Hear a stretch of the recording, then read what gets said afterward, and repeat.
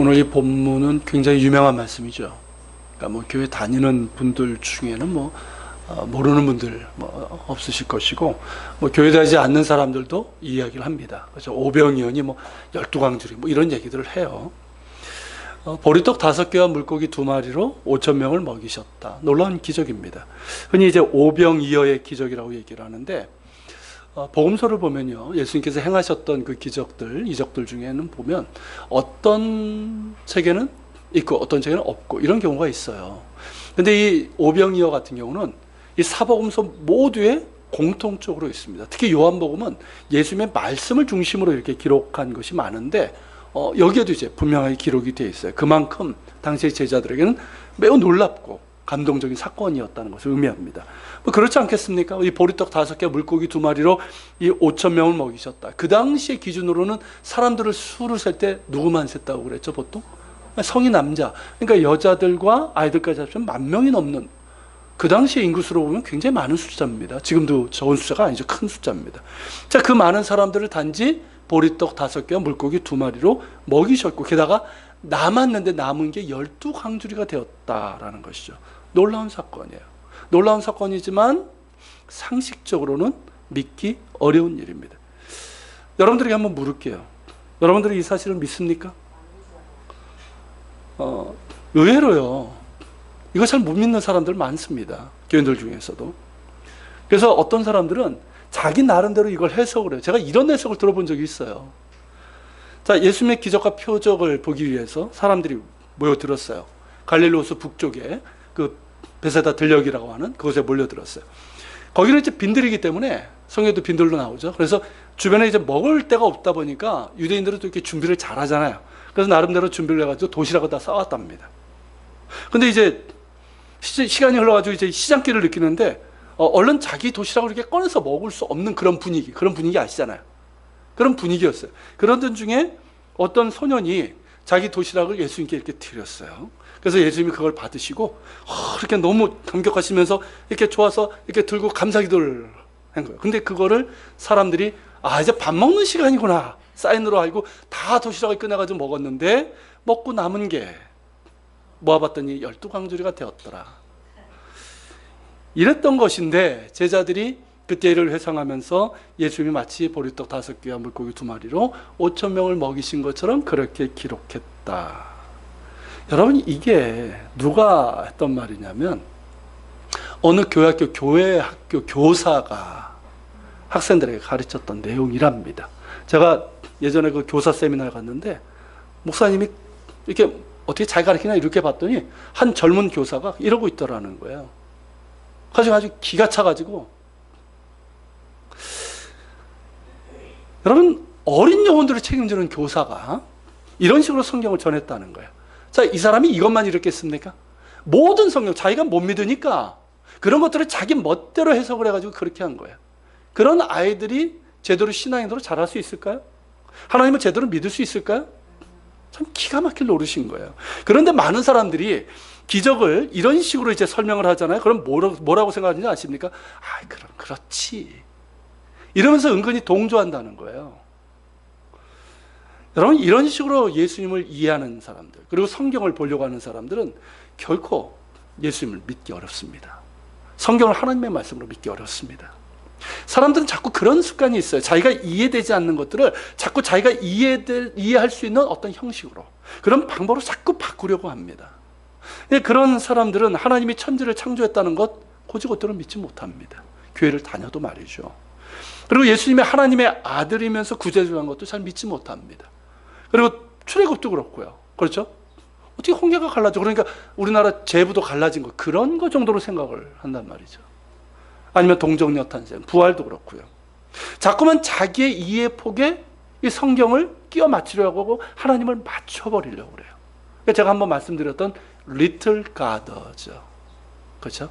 크신 하나님을 아주 작게 만들어버리는. 그러니까 합리적으로 이해되지 않으면 믿지 못하고, 상식적으로 납득되지 않으면 모두가 도시락 싸왔다가 한꺼번에 먹은 것이다 라는 식으로 그렇게 해석을 합니다. 예수님의 하나님 되심을 부인하고 성경의 절대성을 인정하지 않는 사람들이 처음에는 그럴 수밖에 없지만 나중에라도 계속 얘기를 하는 거예요. 그런 사람들이 많아지는 그런 교회는 쇠퇴하고 맙니다. 유럽 교회가 그렇게 되고 말았어요. 미국의 일부도 그렇고 사람들이 떠납니다. 그렇지 않습니까? 자, 자기나 예수나 뭐 별반 다를 게 없는데 뭐 믿을 게 있고 헌신할 게 있어요. 그렇지 않습니까? 그러니까 성경이 그냥 교훈책이 되고 만 거예요. 뭐 교훈책은 뭐 성경만 있습니까? 불경에도 있고 코란에도 있는데. 그렇지 않아요? 그러니까 그렇게 떠나고 마는 거예요.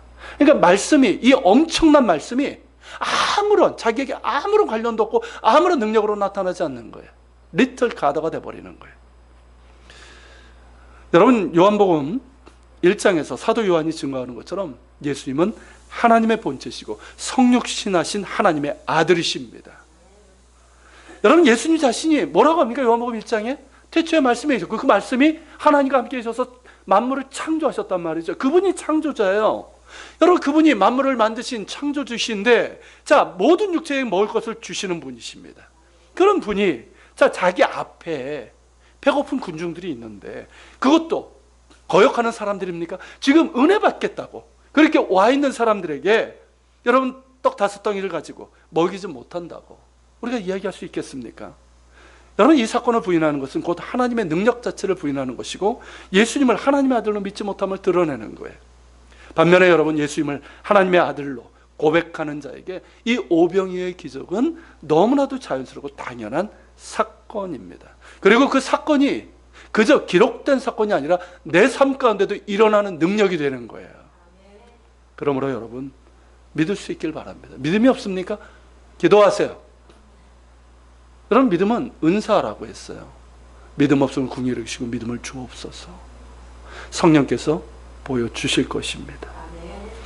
여러분, 이 사건을 통해서 우리가 먼저 알게 되는 건 뭐냐면 사람의 필요를 아시고 채워주시는 하나님의 사랑이에요. 자, 성인 남자면 5,000명, 여자 아이들까지는 10,000명. 그때 이제 가버나움이 거기서 이제 비교적 가까운 도시인데 가버나움이 그 당시에 15,000명이었어요. 그게 갈릴리 지역에서 제일 큰 도시였단 말이에요. 그러니까 10,000명이 모였다는 건 굉장히 많은 사람들이 모인 겁니다. 자, 이 많은 사람들이 왜 모였을까요? 예수님에게서 말씀을 들으러, 기적을 보기 위해서, 병 고침을 받기 위해서 많은 이유로, 혹은 호기심 때문에 온 사람들도 있었을 거예요. 자, 이유였던 이들에게 예수님께서 말씀을 전하셨어요. 하나님 나라의 복음을 전하셨어요. 자, 이 말씀을 전하시면서 영의 양식을 먹여주신 거죠. 틀림없이 이 사람들 어땠을까요? 은혜로 아마 푹 젖었을 거예요. 자, 즉석에서 또 병고침을 받는 사람들이 있었을 것이고, 그러면 어떻습니까? 막 한화는 뜨거운 열기가 가득했을 거예요. 자, 이런 분위기는 어떻습니까? 시간 가는 줄 몰라요. 그죠? 배고픈 줄 모릅니다. 이런 경험 있으십니까? 정말 막 은혜 막 충만할 때 정말 배고픈 줄 모르고 시간 가는 줄 몰라요. 우리가 밥심으로 살지만 우리도 그런 경험이 있단 말이죠. 뭐 여러분 개인적으로 경험이 있겠지만 해방 후에 박재봉 목사님이라는 유명한 부흥사가 있었다고 그래요. 이분이 전국을 다니면서 부흥 집회를 했는데 이분 말씀도 뭐 이 엉터리 부흥사들처럼 하는 것이 아니라 정말 제대로 이 복음을 전했고, 그러면서 정말 이적이 일어났다고 그래요. 앉은 매기가 질제로 일어나고 눈먼 사람이 눈을 뜨는 기적들이 일어났어요. 그러니까 집회를 통해서 은혜가 넘치니까 사람들이 일어날 줄 모르고 집에 갈 생각을 안 하는 거예요. 예전에 부흥회 하면 오전, 낮, 저녁 뭐 이렇게 했던 거 아시죠? 새벽서부터. 그러니까 오전 10시에 이제 집회를 했는데 오후 3시가 돼도 끝날 줄 모르는 거예요. 근데 사람들이 뭐 지루하다, 언제 끝나나 시계 보는 사람도 없고요. 막 이러고 있는 거예요. 그리고 이제 설교가 끝나고 집회가 끝났는데도 갈 생각을 안 해요.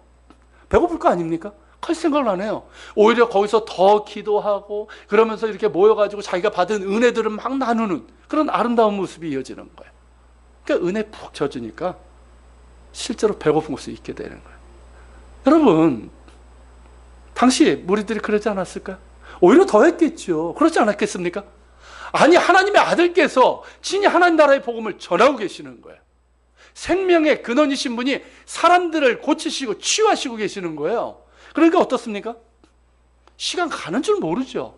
배고픈 거 몰라요. 자, 그런데 예수님께서는 사람들의 육체적인 필요를 외면하지 않으셨다는 거예요. 실제로 많은 시간이 지났어요. 사람들이 배고플 것이라는 것을 아셨어요.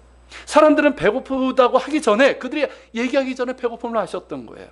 영혼뿐만 아니라 육체의 필요까지도 보시는, 그를 채우시는 자비로우신 하나님의 사랑을 우리가 볼 수 있는 겁니다.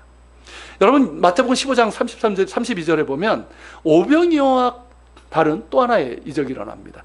그러니까 보리떡 7개와 물고기 2마리. 그러니까 7병이어죠. 이건 이제 이방인들 대가볼리 지역에서 행하셨던 기적인데 그때 예수님께서 이런 말씀을 하셨어요. 내가 무리를 불쌍히 여기노라. 저희가 나와 함께 있은 지 이미 사흘임에 먹을 것이 없도다. 길에서 기진할까하여 굶겨 보내지 못하겠노라. 자, 지금 모르겠어요. 이 사흘 동안 지금 금식을 한 건지 아무것도 못 먹은 건지 어쨌든 사흘이나 지났어요. 그런데 여러분 이런 가운데서 이들은 어떻습니까? 은혜 받으면서 뭐 전혀 못 느끼지는 않았겠지만 돌아갈 생각을 안 하는 거예요. 그런데 예수님께서는 이 모습을 보시면서 불쌍히 여기시고 그들에게 먹이신 거예요. 이 얼마나 여러분 인자하시고 자상하신 모습입니까? 우리는 이 오병이어 사건을 통해서 사람의 영혼과 육신의 필요를 채우시는 하나님의 사랑을 볼 수 있는 것입니다. 자, 다시 본문으로 돌아가서 6절을 보면요, 재밌는 말씀이 있어요. 이렇게 나옵니다. 이렇게 말씀하시면 친히 어떻게 하실지를 아시고 빌립은 시험하고자 하심이라. 여기서 시험이 뭐냐면 테스트예요. 그러니까 지금 저 대학생들 기말고사 기간 아닙니까? 예수님께서 시험 문제를 하나 내신 거예요. 시험 문제 내용이 뭡니까?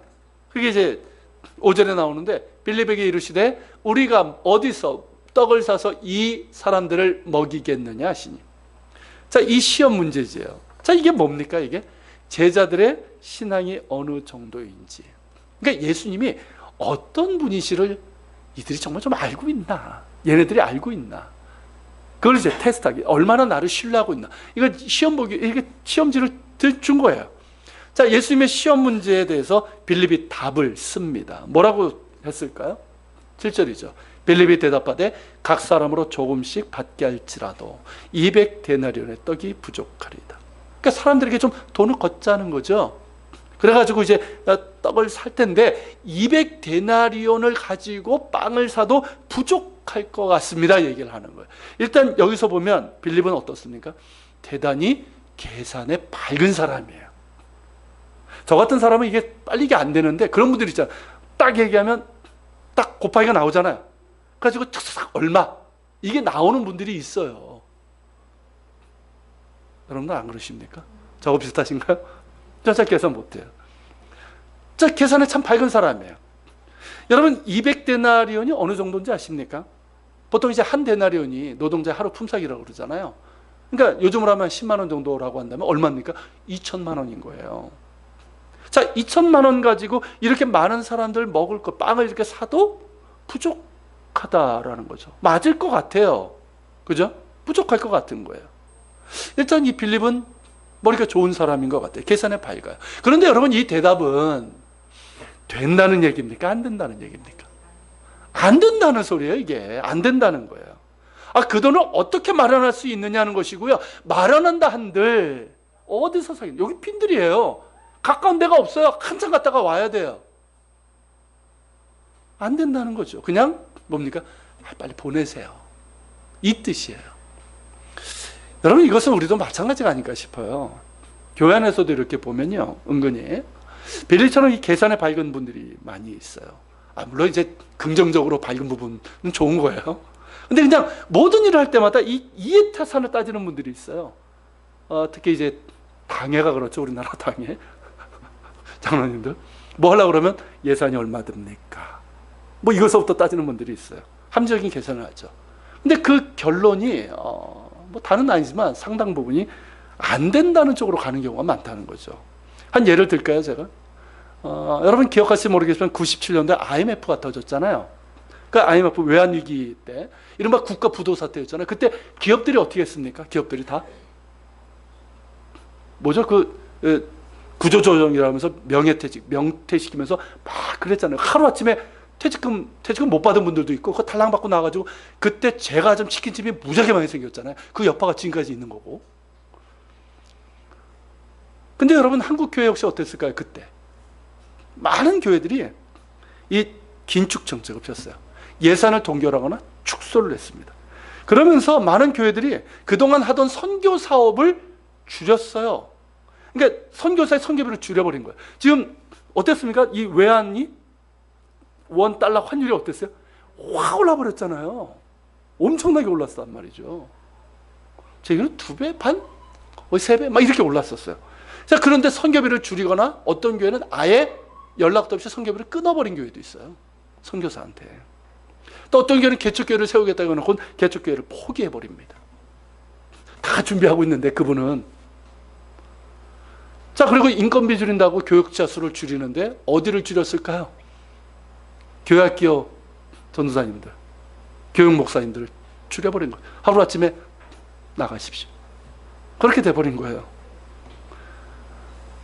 그러니까 IMF라는 이 경제 위기에서 인간적인 계산으로 하면 어떻습니까? 그렇게 할 수밖에 없는 거예요. 인간적인 계산으로는. 그게 당연한 거죠. 이렇게 어려운데 헌금이 줄 거고. 그러면 당연히 어떻게 합니까? 줄여야지. 이렇게 나갈 수밖에 없는 거예요. 근데 실제로 어땠는지 아십니까? 모든 교회가 그랬던 건 아니지만 IMF가 터진 그 해에 헌금이, 제가 그때 부교육자로 있었기 때문에 제가 잘 알아요. 저희도 저희 사례비 있잖아요. 다 동결됐었어요. 저희 나가지 않은 게 다행이었어요. 아무튼 그래서 제가 아는데 그 해 지나고 나서 헌금이 줄지 않았다는 거예요. 줄지 않았어요. 오히려 늘어난 교회들도 있어요. 자, IMF 때 그렇게 했다는 것은 결국 뭘 의미합니까? 그동안 교회 운영을 그런 식으로 해왔다는 것을 얘기하는 거예요. 늘 그렇게 해왔어요. 그렇게 하다가 보니까 IMF 딱 터지니까 그냥 드러난 거죠. 평상시에 문제 없다가. 마치 기업을 운영하는 것처럼. 그러니까 이제 IMF 오니까 선교비 줄이고 교회 개척도 포기하고 이러는 거예요. 반대로 여러분 IMF 때 그럼에도 불구하고 분명히 어려울 것이 예상이 됨에도 불구하고 믿음을 가지고 계속 지속적으로 선교한 교회들이 있어요. 어떤 교회는요, $1 환율이 확 높아지니까 예전에 이제 뭐 1,000만 원이 아니죠. 그렇게 많이 안 보내죠. 한 100만 원 보냈다고 치면 100만 원 보냈던 것이 예전에 한 뭐 된다면 지금은 어떻습니까? 그 당시에는 반으로 줄어버린 거예요. 거기 현지에서 받을 때 달러로 받으니까. 그러니까 어떻게 했냐면 현지 환율에 맞춰가지고 보냈어요. 더 많이 보낸 거예요. 여기서는. 그런 교회들도 있었어요. 그러니까 선교사가 어떻습니까? 딴짓 하겠어요? 정말 헌신적으로 사역을 했어요. 그리고 이제 교회 개척. 야, 지금 이렇다고 우리가 이 교회를 세우는 걸 안 하냐? 교회 개척하는 교회들도 있어요. 그런 교회들은 어땠을까요? 망했을까요? 그래가지고? 아니요. 더 부흥했어요. 더 부흥하고 지금도 성장하고 있어요. 무엇보다도 뭘 보여줬냐면 교회를 지탱해주고 이끌어가는 것은 돈이 아니라 하나님의 능력이다. 이걸 확인하게 된 거예요. 교인들이 말이에요. 그리고 세상 가운데도 보여준 거예요. 여러분, 이게 정상 아닙니까? 어려울수록요, 교회는 어떤 면에서 어려울수록 더 선교하고 더 이런 일들을 해야 되는 거예요. 교회는 돈에 의해서 좌우되는 것이 아님을 우리가 보여줘야 됩니다. 그게 믿음 아닙니까? 맨날 믿습니다고 하나님께서 하셨다 해놓고 결정할 때는 맨날 돈이야. 그래서는 안 된다는 거예요. 제가 이와 비슷한 것을 경험한 적이 있어요. 이스라엘에서 제가 텔아비브 요바교회 개척 담임 목사로 부임한 지 2달 정도 지났을 때인데, 개척 초기서부터 이스라엘의 그 키부츠 발런티어, 그 자원봉사로 오는 친구들이 있었는데요. 이 청년들이 이제 교회를 찾아왔습니다. 처음에는 이제 아시는 것처럼 안식일은 버스가 안 다니잖아요. 그러니까 이 금요일 오후에 오는 거예요. 오후에 와가지고 그것도 히치해가지고 이렇게 와가지고, 그러니까 조금 돈이 있는 친구들, 여유가 있는 친구들은 유스호스텔에서 잡니다. 근데 그것도 아깝고 돈이 없는 친구들은, 그러니까 그렇게 춥지 않으니까 텔아비브 해변가에서 침낭 이렇게 덮고 자는 거야. 근데 어떻습니까? 이게 이슬 맞고 그러니까 몸이 찌뿌둥하잖아요. 그러니까 교회에서 씻고 빌빌 졸면서 그렇게 예배드리고 이랬단 말이죠. 그래서 안쓰럽게 여겼던 우리 집사님들, 지난주에 오셨던 집사님이 그분이에요. 자기 집에서 재우기 시작한 거예요. 그래서 청년들 이제 재우는 거예요. 금요일 저녁에 와가지고 밥도 해주고 잠도 재워주고. 근데 얘네들이 더 오는 거예요. 이걸 알면서. 그러니까 어떻습니까? 막 애들이 그 집에 막 20명 가까이 바글바글 하는데 청년들이 좀 조심성이 없는 애들이 있잖아요. 막 밤 자질 하나요, 얘네들이. 그러니까 막 좀 불편하기도 하고. 그러니까 또 이 많아지면서 이게 쉬운 일이 아니었어요. 집사님 몇 분이 나눠서도 했는데도. 그것을 보면서 제가 기도하던 중에 주셨던 마음이 뭐냐면, 야, 청년들을 위해서 아파트 렌트하라 라는 거였어요. 우리 교회가 이제 요바에 있었는데 거기서 조금 내려가면 그 지역에서 조금 이제 거기가 좀 가난한 동네였고 아파트가 다른 데보다 조금 쌌어요. 그래서 이제 거기를 이제 얻고자 했는데 그래도요 한 달 렌트 비용이 500불 정도 들어갔었어요. 2007년도에. 자, 교회는 시작된 지 이제 2달도 채 안 됐는데 뭔 돈이 있습니까? 뭐 수가 많습니까? 헌금 뻔한 거예요. 없어요. 그럼에도 불구하고 이를 추진했고 교인들 몫이 찬성하면서 기쁨으로 했어요. 왜냐하면 자, 이제 시작한 이 작은 교회 청년들을 막 보내주시는 거야. 막 처음에는 몇 명 오다가 10명, 막 20명 가까이 이렇게 오는 거예요. 자, 이거는 뭡니까? 하나님의 뜻인 거예요. 왜냐하면 한국 같으면 얘네들 교회 안 온 애들이에요. 안 온 애들. 아시겠습니까? 히치해가지고 4시간, 5시간 걸려서 오는 애들이에요. 얘네들이. 자, 그렇게 오는 애들이에요. 자, 얘네들 잘 섬기고 그래서 말씀 전해서 예수 믿는 사람 되게 하라고. 그리고 그냥 모태신앙 하면서 그냥 얼렁뚱땅 이렇게 다녔던 애들이 있거든요. 신앙도 없이. 이런 애들 제대로 예수님 만나게 하라. 그런 하나님의 뜻으로 알았어요. 그러니까 하나님의 뜻이 분명하니까 자, 우리 재정 없는데 이 필요한 재정도 하나님께서 채워주실 것이다. 그렇게 얘기를 했어요. 그러니까 교인들이 믿음이 진짜 좋았어요. 다들 아멘 하는 거예요. 제가 순간 좀 당황했죠. 조금 놀랐죠. 그러고 나서 예약했어요. 바로 계약했어요. 그리고 청년센터라는 이름을 붙였습니다. 그렇게 해서 이제 매주 청년들이 와서 그 좁은 데서 밥도 해먹고 방 2개짜리 넓은 거 얻은 것도 아니에요. 근데 막 20명, 30명, 어떤 40명까지. 거기서 막 바글바글 대면서 그 에어컨이 있습니까? 뭐가 있습니까? 밥 해먹고 교인들이 또 김치면 라면도 계속 공급해 주고요. 그러면서 막 눈물 젖은 라면도 먹고 그러면서 애들도 잠도 자고 성경 공부도 거기서 했어요. 그러면서 청년들이 계속 오면서 청년들이 변화되기 시작하는 거예요. 졸면서 예배 드리는데 바뀌기 시작하는 거예요. 그래서 제가 떠나기 전까지 한 30명에 가까운 청년들을 요단강에서 침례를 줬어요. 푹 담가가지고 세를 줬어요. 그러면서 제가 이제 담임했었던 테라비브 교법이 2개 비전, 이스라엘 선교와 청년 선교, 이 2개 비전 세워줄 수 있었던 것이죠. 늘 그런 것 같아요.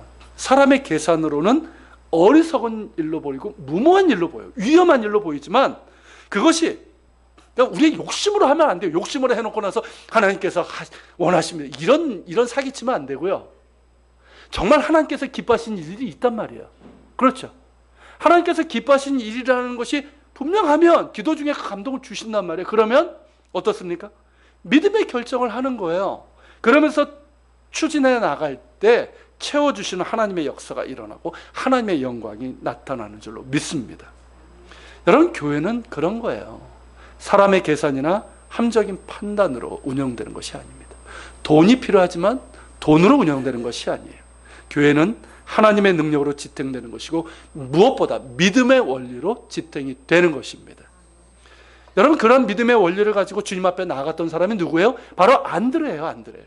자, 빌립은 인간적인 계산을 가지고 안 된다는 결론을 내린 반면에 이 안드레는 어떻습니까? 믿음의 가능성을 가지고 주님 앞에 나왔어요. 이 안드레는 어린 소년이 그에게 드린 거예요. 그 소년이 그런 거예요. 아저씨, 저 이거 있는데요. 이런 거예요. 그러니까 그 보리떡 5개, 물고기 2마리를 가지고 주님 앞에 가지고 나온 거예요. 여러분, 안드레가 예수님께서 이걸 가지고 오병이어를 일으킬 것이다 생각을 했을까요? 아니에요. 그냥 주님 앞에 갖고 나오면 무언가 될 것이라는 믿음의 가능성, 이거 하나 가지고 나온 거예요. 무슨 답을 들고 나온 게 아니란 말이죠. 잘은 모르지만 주님 앞에 갖고 오면 주님께서 어떻게든 해결해 주실 것이라는 믿음을 가지고 나온 것이죠. 마치 요한복음 2장에 나오는 예수님의 어머니 마리아의 모습과 같지 않습니까? 자, 가나의 혼인잔치에 포도주가 떨어졌어요. 자, 문제가 발생했어요. 그때 어떻게 합니까? 아무 대책 없이, 상의도 없이 그냥 종들에게 어떻게 합니까? 자, 물 항아리에 담아가지고 갖다 드려. 이거였잖아요. 그때 주님께서 그 문제를 해결해 주셨단 말이죠. 여러분, 우리가 하나님 앞에 나아갈 때는 무슨 대책을 가지고 답을 가지고 나가는 게 아닙니다. 우리가 하나님 앞에 다 결정해놓고 결제 받기 위해서 기도하는 게 아니잖아요. 그죠? 여러분, 우리에게는 사실 아무런 대책도 없고 답이 없을 때가 많아요. 계획도 없고 답이 없어요. 그저 우리가 기도하는 게 뭡니까? 우리를 불쌍히 여겨 주시옵소서. 이거 아닙니까? 우리의 앞길을 인도해 주시고 주의 도우심을 믿음으로 간구하는 것 아니에요. 그렇죠? 믿음의 가능성이에요, 이게. 그걸 믿음으로 간구할 때 인간의 계획이 아니라 하나님의 능력으로 말미암아 막힌 길이 열리는 것이고요. 채워주시는 은혜의 역사가 임하는 거예요. 여러분, 사람이 계산을 하게 되면 항상 부족한 것밖에 없어요. 여러분, 7절에서 뭐라고 얘기합니까? 빌립이 조금씩 받게 할지라도 200데나리온의 떡이 부족하리이다. 여기서 여러분, 그가 사용하고 있는 단어가 뭡니까? 조금씩.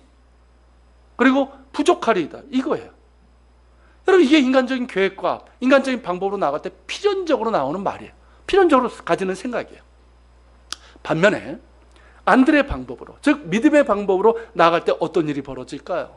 자, 11절에 보면 예수께서 떡을 가져 축사하신 후에 앉아있는 자들에게 나눠주시고 물고기도 그렇게 그들의 원대로 주시니라. 자, 그리고 12절에 보면 어떻습니까? 그들이 배부른 후에 예수께서 제자들에게 이르시되 남은 조각을 거두고 버리는 것이 없게 하라. 이렇게 말씀하셨어요.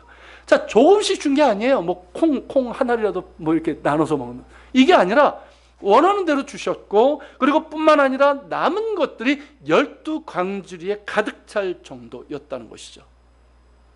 이것이 여러분 믿음의 가능성, 믿음의 방법인 거예요. 그렇다면 여러분, 우리가 인생을 살아갈 때 하나님 앞에서 우리가 풍성한 것들을 누리게 되는 방법은 뭘까요?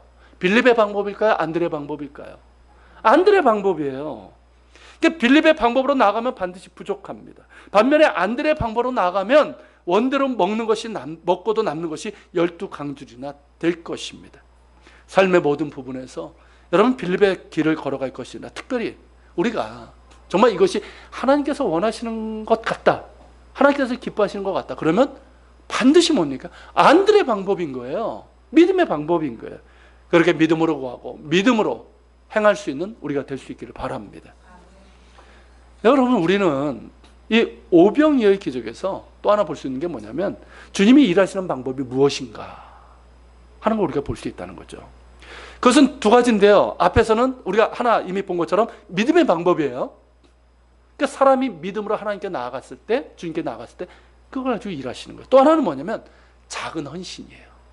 자, 보리떡 5개, 물고기 2마리 가치로 보면 어떻습니까? 그거 별거 아니에요. 보리떡, 정확히 뭡니까? 우리는 보리떡으로 번역해놨는데 보리빵이에요, 빵. 이게 여러분 그 당시에 누가 먹었냐면, 이스라엘은 이제 밀과 이제 보리를 이제 파종을 하는데 이 밀이 더 늦게 열려요. 그러니까 이 밀이 수확되기 전까지 먹는 게 뭡니까? 그게 보리예요. 그리고 가난한 백성들은 이 보리가 주식이었던 거예요. 그러니까 거칠고 이게 맛이 별로 없는 그런 빵이에요. 팍팍한 빵이에요. 그러니까 지금 뭐 제과점에서 파는 뭐 영양 보리빵 이런 거 생각하시면 안 되는 거예요. 그런 빵인 거예요. 그리고 여러분, 물고기 2마리라니까 어떤 분들은 아주 맛있는 생선이 2마리, 굴비나 뭐 이렇게 고등어 2마리, 뭐 이런 걸 생각하시는 분들이 있어요. 근데 그렇지 않아요. 자, 잠시 제가 소개를 좀 해드리면, 갈릴리 호수에서 잡히는 어종의 수가 한 25가지 정도 됩니다. 거기에 이제 메기도 있어요. 한 이만한 메기. 근데 유대인들은 먹을까요, 안 먹을까요? 안 먹어요.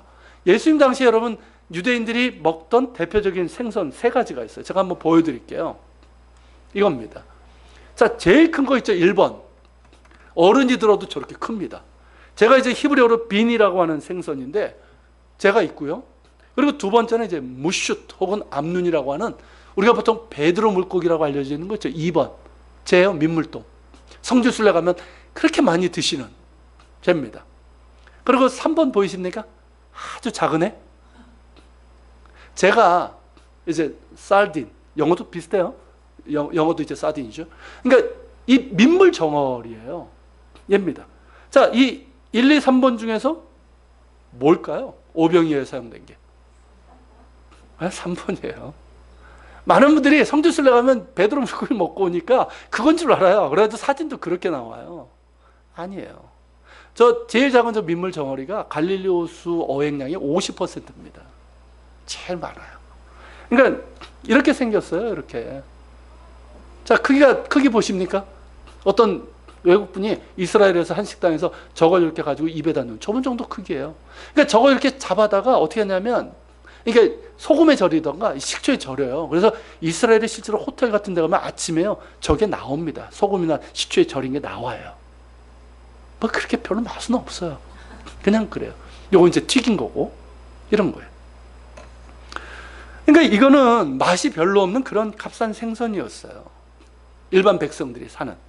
그러니까 이게 보리떡만, 이게 보리빵만 먹기에 퍽퍽하니까 이걸 반찬 삼아 이렇게 먹었던 거예요. 그러니까 어느 신학자가 이거를 계산해 봤어요. 오늘날 가치로 얼마나 될까? 보리떡 5개, 물고기 2마리. 했더니 한 2,000원에서 2,000원 조금 넘는 정도?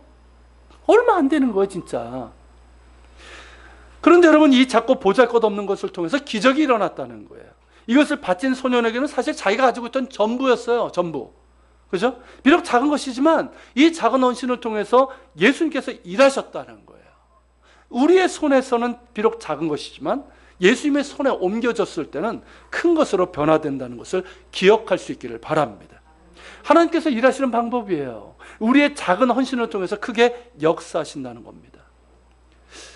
여러분, 무디라는 분 많이 들어보셨죠? 19세기에 미국 전체를 변화시켰던 대단한 믿음의 사람입니다. 무디. 근데 이 사람이 원래 어떤 사람이었는지 아십니까? 무디가 구두수송공이었어요.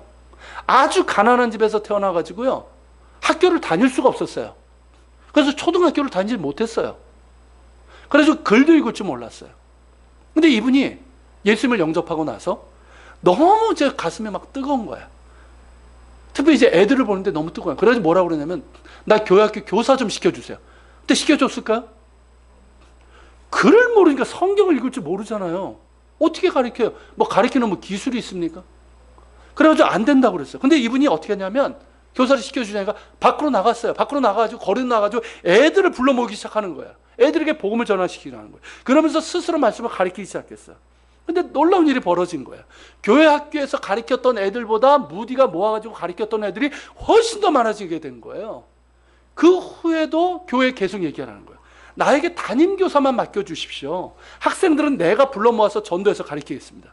그래가지고 무디가 결국 50명, 100명, 나중에 수백 명까지 이끌게 되고요. 그래서 나중에는 신학도 하게 되고요. 뭐 글씨 배워요. 그러면서 많은 영혼들에게 주님이 있는 위대한 부흥사가 되고 미국 전체 부흥운동을 일으키게 됩니다.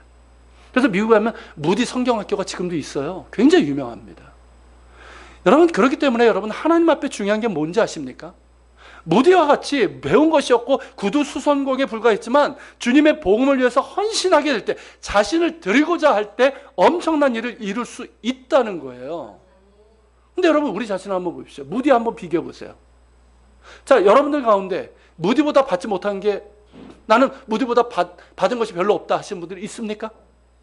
없어요. 우리는 무디에 비해서 훨씬 더 많은 것을 가진 사람들이에요.